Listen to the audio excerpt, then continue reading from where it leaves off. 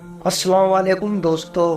आज के वीडियो में फ़िरौन और हजरत मूसा अलैहिस्सलाम का किस्सा बयान करेंगे। जब फ़िरौन ने बनी इसराइल में बहुत से बच्चों को कत्ल कर दिया तो इस वक्त बनी इसराइल में एक भी बच्चा बाकी न रहा। लेकिन इसी साल हजरत मूसा अलैहिस्सलाम की भी पैदाइश हुई। मेरे अजीज दोस्तों, आज की यह वीडियो आपके लिए बहुत ज़रूरी होने वाली है। इस वीडियो को आखिर तक ज़रूर देखना। उम्मीद है वीडियो आपको ज़रूर पसंद आएगी। हजरत मूसा की विलादत से पहले मिस्र की सरजमीन में फ़िरौन नामी बादशाह की हुकूमत थी। वह फ़िरौन नामी बादशाह बहुत जुल्म किया करता था और बहुत जालिम बादशाह था।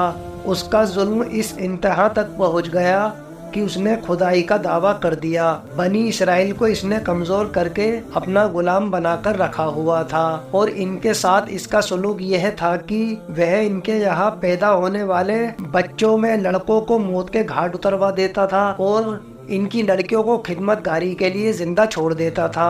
लड़कों को जिबा करवाने का सबब यह था कि एक बार फ़िरौन ने ख्वाब देखा कि बैतुल मुकद्दस की तरफ से आग आई और इसने मिस्र की बस्तियों को चारों तरफ से जला डाला, जबकि बनी इसराइल को कोई नुकसान नहीं हुआ। इस ख्वाब से उसे बड़ी बेचैनी हुई और जब काहिनों जादूगरों से ख्वाब की ताबीर पूछी तो उन्होंने कह दिया, बनी इसराइल में एक बच्चा पैदा होगा जो तेरी बादशाहत को खाक में मिलाने का सबब बनेगा। यह सुनकर फ़िरौन ने हुक्म जारी कर दिया कि बनी इसराइल में जो लड़का पैदा हो उसे कत्ल कर दिया जाए। फ़िरौन का हुक्म जारी होने के बाद बनी इसराइल में पैदा होने वाले हर बच्चे को फ़िरौन के सैनिक बड़ी बेदर्दी से जिबा कर देते और बच्चों में लड़कियों को कुछ न कहते।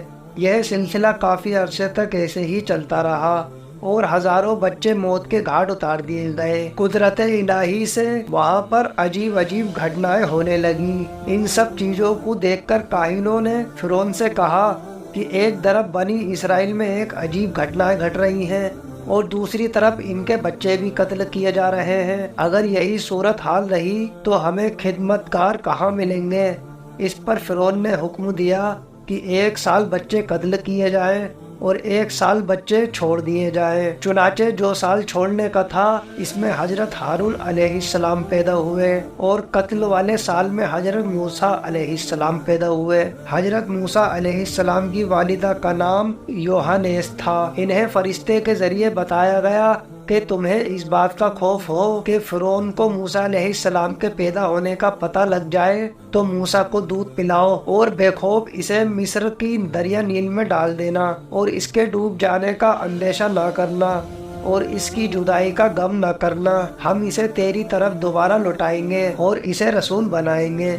चुनाचे आप हजरत मूसा को चंद रोज तक दूध पिलाती रहीं। आपकी बहन के सिवा और किसी को आपकी विलादत की खबर न थी। लेकिन जब कुछ दिन बाद वालिदा को फ़िरौन की तरफ से अंदेशा हुआ तो उन्होंने एक संदूक बनाया और हजरत मूसा को इसमें रखकर संदूक बंद कर दिया और इसको अच्छी तरह बंद करके दरियाए नील में बहा दिया।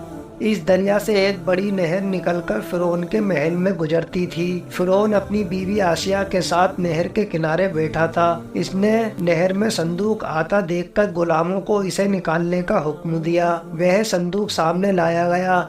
जब इसे खोला गया तो इसमें एक नूरानी शक्ल का मासूम बच्चा, जिसे देखते ही फ़िरौन के दिल में इस बच्चे की मोहब्बत पैदा हो गई। फ़िरौन की कौम के लोगों ने इस बच्चे को देखकर कहा, कहीं यह वही बच्चा ना हो जिसके मुतालिक ख्वाब देखा था। इन बातों में आकर फ़िरौन ने हजरत मूसा को कत्ल करने का इरादा कर लिया।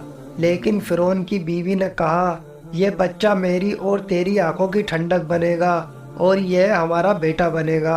फ़िरौन की बीवी आसिया बहुत नेक दिल खातून थी, गरीबों और मिस्कीनों पर रहम करती थी। हजरत आसिया ने फ़िरौन से कहा कि मालूम नहीं कि बच्चा दरिया में किस सरजमीन से यहाँ आया है और तुझे जिस बच्चे से अंदेशा है वह इसी मुल्क का है, बनी इसराइल से बताया गया है, लिहाजा तुम इसे कत्ल न करो। आसिया की बात इन लोगों ने मान ली और कत्ल करने से बाज आए। एक दिन हजरत मूसा अलैहिस्सलाम फ़िरौन के साथ एक छोटी डंडी से खेल रहे थे। अचानक हजरत मूसा ने वो डंडी फ़िरौन के सर पर दे मारी। फ़िरौन इस मार पर सोच में पड़ गया और आखिर आपको शहीद करने का इरादा कर लिया। इस पर हजरत आसिया कहने लगी, ए बादशाह गुस्सा मत कर, اور خود کو بدبخت مت کر کیونکہ یہ تو چھوٹا ہے، اس بچے کو شہید مت کر۔ اس کے بعد حضرت موسیٰ وہی جوان ہوئے۔ جب حضرت موسیٰ 30 سال کے ہو گئے تو اللہ تعالیٰ نے انہیں اور حکمت عطا کی۔ جوانی میں ہی حضرت موسیٰ علیہ السلام کے حق کا بیان اور فرعون کے لوگوں کو حق کا راستہ بتانا شروع کر دیا۔ فرعونی لوگوں کا جو دین تھا، موسیٰ علیہ السلام نے اس دین پر چلنے سے منع کر دیا۔ بنی اسرائیل کے کچھ لوگ آپ کی بات سنتے اور آپ کی پیروی بھی کیا کرتے۔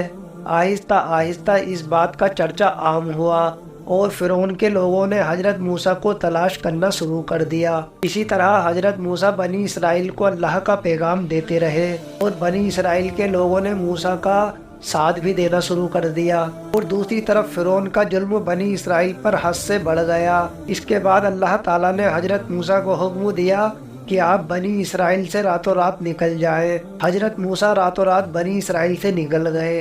جب فرعون کو پتہ چلا تو اس نے اپنے لشکر جمع کر لیے اور بنی اسرائیل پر چڑھائی کی۔ جب حضرت موسیٰ دریا کے کنارے پہنچے تو اللہ تعالیٰ نے حضرت موسیٰ کو حکم دیا کہ اپنا عصا دریا پر مارو۔ حضرت موسیٰ نے دریا پر اپنا عصا مارا اور دریا میں راستہ بن گیا، جن پر چل کر حضرت موسیٰ اور بنی اسرائیل کے لوگ دریا سے پار ہو گئے۔ یوں اللہ تعالیٰ نے حضرت موسیٰ اور بنی اسرائیل کو دریا سے سلامتی سے نکال دیا۔ فرعون اور اس کے لشکر کے ساتھی بھی موسیٰ علیہ السلام کے پیچھے پیچھے چل دیے اور اللہ تعالیٰ انہیں بنی اسرائیل کے قریب لے آیا، یہاں تک کہ وہ ان راستوں پر چل پڑے جو قدرت الہی سے دریا میں بنا تھا۔ بنی اسرائیل کا آخری شخص جب دریا کے پار چلا گیا تو تمام فرعونی لوگ دریا کے اندر آ گئے، تو اللہ کے حکم سے دریا مل کر پہلے کی طرح ہو گیا۔ یوں فرعون اپنی قوم کے ساتھ ڈوب گیا اور ہمیشہ کے لیے عبرت کی نشانی بن گیا۔ دوستو، امید ہے ویڈیو آپ کو پسند آئی ہوگی۔ اگر ویڈیو پسند آئی تو ویڈیو کو لائک اور چینل کو سبسکرائب ضرور کریں۔